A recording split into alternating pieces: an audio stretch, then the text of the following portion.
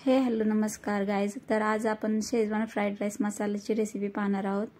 तर मी प्रथम कढई गरम करून त्यामध्ये तेल टाकलं आणि नंतर कांदा चॉप करून कांदा भाजून घेते। आता कांदा चांगला भाजून घ्यायचा आणि त्याच्यानंतर मी टोमॅटो ॲड करते आणि टोमॅटो ही चांगले भाजून घ्यायचे, दोघांचा कच्चापणा गेला पाहिजे।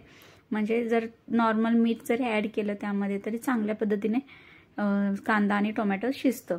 तर खूप वेळ चांगलं भाजून घ्यायचं आणि त्याच्यानंतर मी काही भाज्या चॉप करून ठेवल्या होत्या। त्यामध्ये पहिल्यांदा मी गाजर ॲड करणार आहे आणि गाजर ही चांगलं भाजून घ्यायचं, कारण सगळ्या भाज्या कच्च्या नाही लागल्या पाहिजेत। आणि त्याच्यानंतर मी शिमला मिरची ॲड करते आणि पत्ताकोबी बारीक चॉप करून घ्यायचा, तोही मी आता ॲड करते। आणि कोणाला जर ॲडिशनल बीन्स आवडत असतील तर बीन्सही ॲड करू शकता।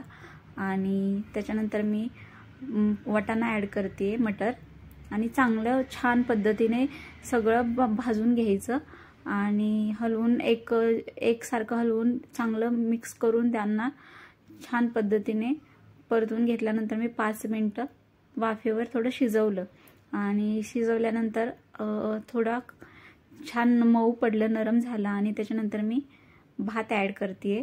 आणि जर तुमच्याकडे शिळा भात राहिला असेल तर तोही ॲड करू शकता आणि जरी ताजा करून जरी फ्राईड राईस केला तरी छान लागतो।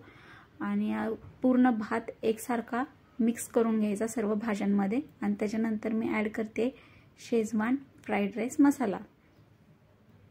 काही न वापरता फक्त शेजवान फ्राईड राईस मसाला ॲड करून तुम्हाला छान अशी टेस्ट फ्राईड राईसची मिळते।